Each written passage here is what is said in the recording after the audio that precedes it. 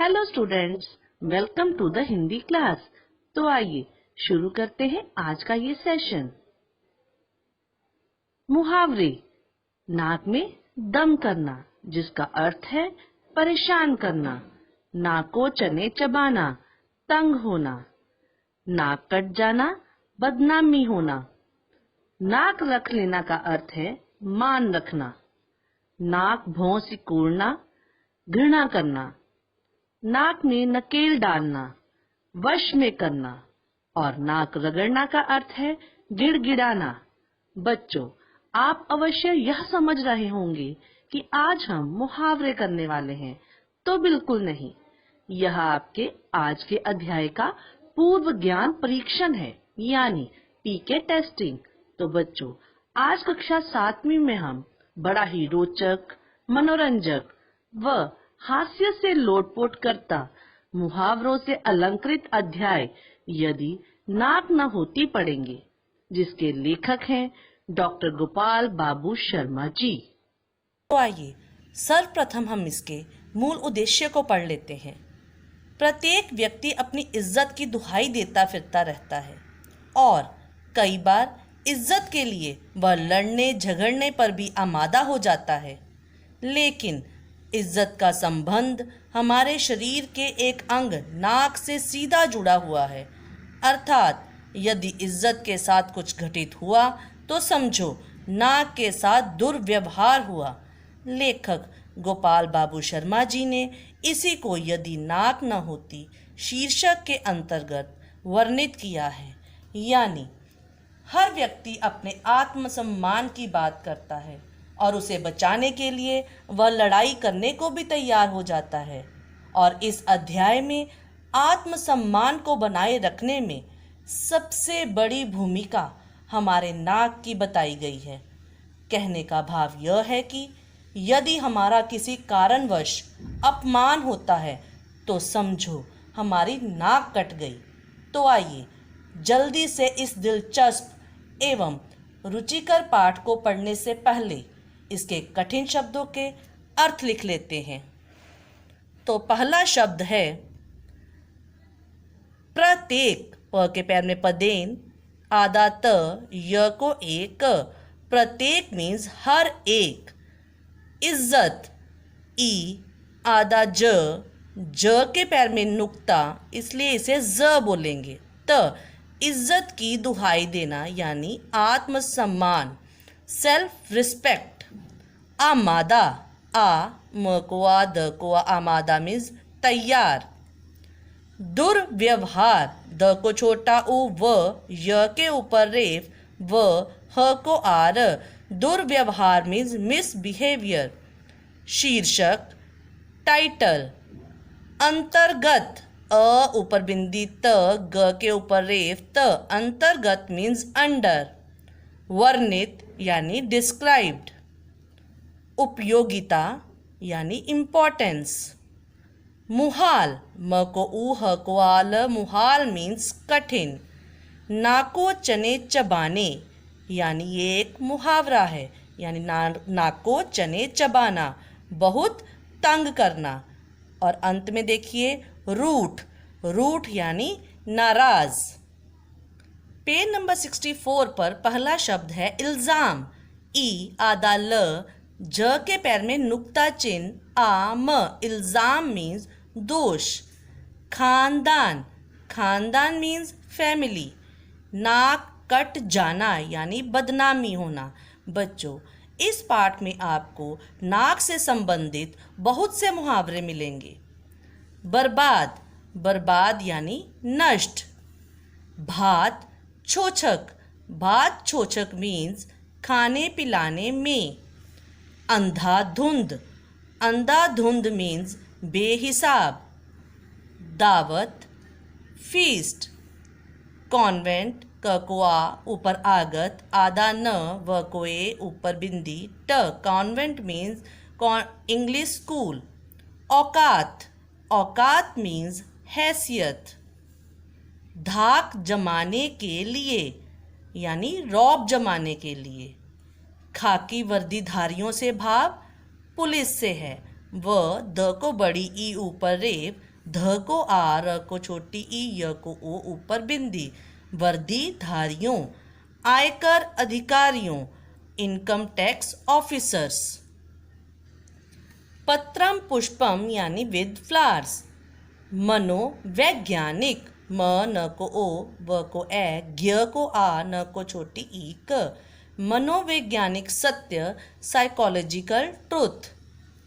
मान न मान, मैं तेरा मेहमान यानी बिन बुलाया मेहमान। नकटा यानी नाक कटा। नाक में दम करना, बहुत परेशान करना। अनायास, अचानक। छींक, छ को बड़ी ई, ऊपर बिंदी क। छींक मीन्स स्नीज। तो आइए अब इसकी रीडिंग शुरू करते हैं। कल्पना कीजिए, यदि नाक न होती तो कितना अच्छा होता। नाक की चिंता में आदमी का जीना मुहाल हो गया है। एक बार जरा आप भी सोचकर देखिए। जरूर आप केवल चेहरे पर लगी नाक के बारे में सोचेंगे, लेकिन यहाँ नाक से भाव हमारी इज्जत से है। तो आइए आगे बढ़ते हैं। नाक के कारण आदमी को नाको चने चबाने पड़ते हैं। नाक बड़ी जल्दी कटती है और प्रायः बिना किसी हथियार के ही कट जाती है। आदमी की नाक के साथ उसके खानदान की नाक जुड़ी होती है। अभी मैंने आपको बताया कि यहाँ नाक से भाव चेहरे की नाक से नहीं, बल्कि हमारी इज्जत से है। कभी कोई ऐसी वैसी बात हो जाए, लड़का रूठ कर घर से भाग जाए, लड़की लव मैरिज कर ले या झूठा इल्ज़ाम जान को लग जाए, तो अपनी ही नहीं पूरे खानदान की नाक कट जाती है। यहाँ खानदान की नाक कट जाने से भाव अगर परिवार का कोई सदस्य कोई गलत काम करे या किसी पर कोई दोषारोपण हो, तो यह अपमान केवल एक व्यक्ति का नहीं बल्कि पूरे परिवार को अपमानित होना पड़ता है। नाक रखने की खातिर लोग मुकदमेबाजी में बर्बाद हो जाते हैं। कर्ज लेकर भी शादी ब्याह, भात छोछक आदि में अंधाधुंध खर्च करते हैं।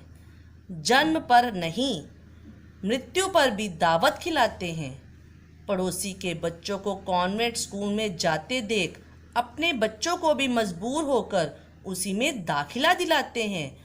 खरीदने की औकात न होने पर भी महंगी किश्त देकर TV, fridge, washing machine, car आदि ले आते हैं, क्योंकि नाक नीची होने से डरते हैं। नाक रखने अर्थात अपनी इज्जत बनाए रखने के लिए लोग कई बार मजबूरन दूसरों की देखा देखी घर में महंगी चीजें खरीदते हैं, ताकि आस पड़ोस में कोई बात ना करे और उनकी इज्जत बनी रहे। लोग अपनी धाक जमाने के लिए खाकी वर्दीधारियों, आयकर अधिकारियों या उनके दलालों की पत्रम पुष्पम से पूजा करते हैं, वरना पकड़े जाने पर नाक कट जाएगी तो फिर किसी के सामने कैसे लाएगा। यहाँ पत्रम पुष्पम से भाव फूलों से नहीं बल्कि रिश्वत से है। और तो और लोग रोब जमाने के लिए बड़े बड़े अधिकारियों या उनके निचले कार्यस्थ लोगों की कई तरह से आवभगत करते हैं, ताकि उनके काम में कोई बाधा ना आए। यह भी एक मनोवैज्ञानिक सत्य है कि जिनकी नाक कट जाती है, यानी जो खुद नकटे होते हैं, वे दूसरों को भी नकटा देखना चाहते हैं। नकटे से भाव कटे हुए नाक से है। यह एक सच्चाई भी है कि जो लोग खुद अपमानित होते हैं, वे दूसरे के सम्मान को कभी बर्दाश्त नहीं कर पाते। वे उन्हें भी अपने जैसा ही देखना चाहते हैं। मान ना मान, मैं तेरा मेहमान की भांति जुकाम आकर पसर जाता है और नाक में दम कर देता है। यहाँ नाक में दम करना भी एक मुहावरा है, यानी परेशान करना। नाक तब और बुरी लगती है जब किसी शुभ कार्य के समय अनायास छींक मार देती है। वास्तव में नाक और छींक दोनों सहेली हैं, पर ज़्यादातर लोग उन्हें अकेली ही देखना पसंद करते हैं। जुकाम, जो कि बिन बुलाए मेहमान की तरह आकर नाक में दम कर देता है, अर्थात बहुत तंग करता है, जिसे कई बार तो चीखते समय हालत बुरी हो जाती है।